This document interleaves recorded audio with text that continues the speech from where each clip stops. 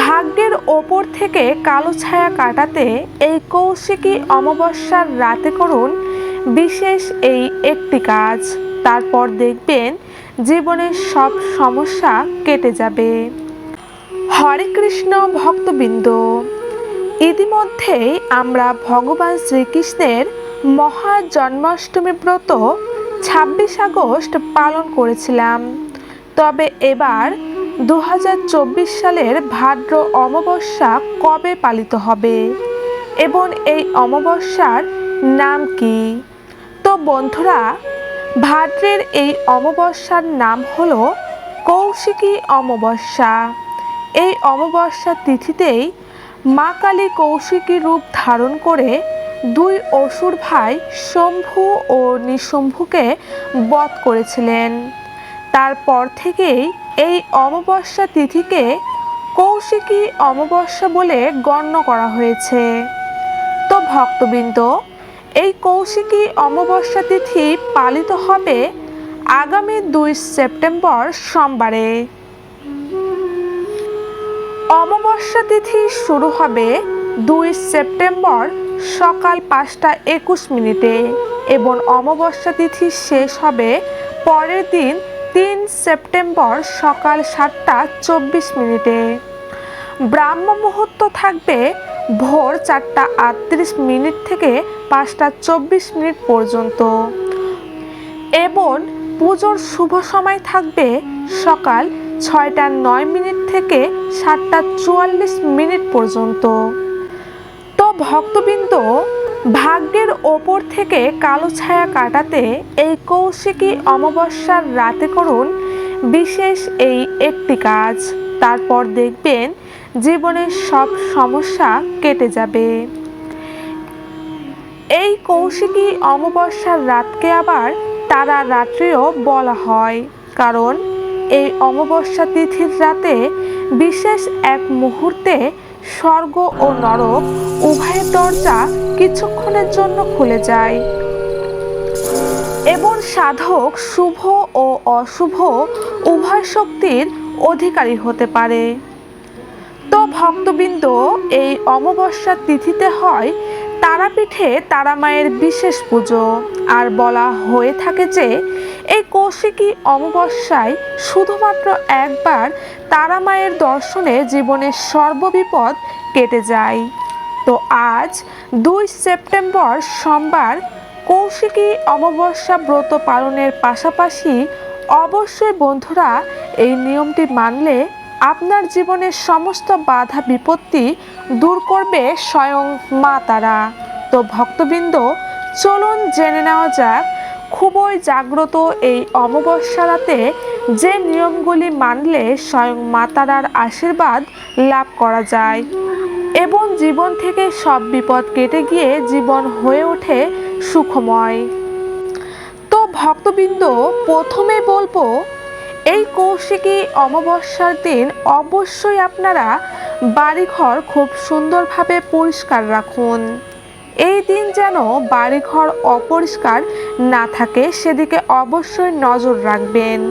এই দিন বাড়িতে খাবারের পর কোনো এঁঠো বাসন ফেলে রাখবেন না, সঙ্গে সঙ্গে তা ধুয়ে ফেলবেন, কারণ এই দিন খাবারের পর এঁঠো বাসন ফেলে রাখলে তা খারাপ শক্তিকে প্রবাহিত করে। ২ নাম্বার হচ্ছে প্রদীপ জ্বালানো।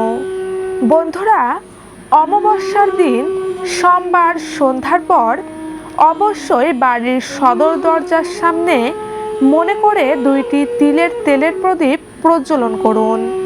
এর ফলে আপনার সংসার থেকে অশুভ শক্তি দূর হবে এবং শুভ শক্তির আবির্ভাব হবে। শাস্ত্রমতে এই দিন বাড়ির সদর দরজার সামনে অন্ধকার করে রাখা উচিত নয়, তাই এই দিন প্রদীপ জ্বালিয়ে রাখতে পারেন। যত বেশিক্ষণ প্রদীপ জ্বলবে ততই ভালো ফল পাবেন। তন্ত্র ও শাস্ত্রমতে ভাদ্র মাসের এই তিথিটি খুবই বিশেষ। বলা হয় বামাখ্যাপা কৌশিকী অমাবস্যায় সিদ্ধি লাভ করেছিলেন। তাই এই কৌশিকী অমাবস্যা অন্য সব অমাবস্যার থেকে একটু আলাদা। তাই ভক্তবৃন্দ, এই কৌশিকী অমাবস্যার দিন অবশ্যই উপবাস বা ব্রত যদি আপনি পালন করতে পারেন তো খুবই ভালো। আর তা না পারলেও এই দিনটিতে অবশ্যই নিরামিষ প্রসাদ ভোজন করবেন। ভুল করেও কিন্তু আমিষ খাবার আহার করবেন না এই দিন।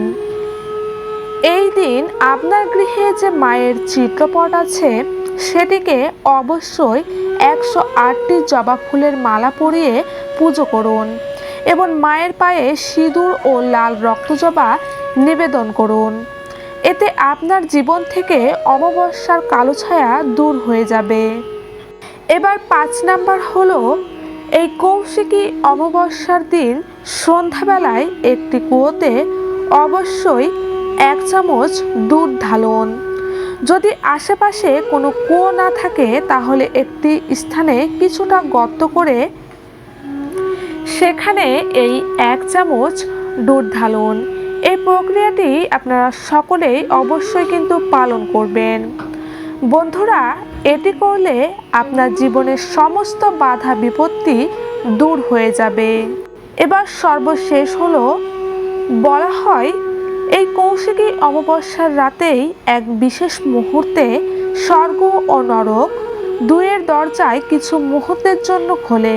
সে কারণে এই দিন রাতে জাগ্রত হয়ে ওঠেন মা দেবী। তাই বন্ধুরা, অবশ্যই এই দিন বিশেষ যোগে মানুন এই নিয়মটি। প্রথমে একটি শুকনো নারকেল নিন, অর্থাৎ নারকেলের ভিতরে জল যেন না থাকে এমন একটি নারকেল নিন।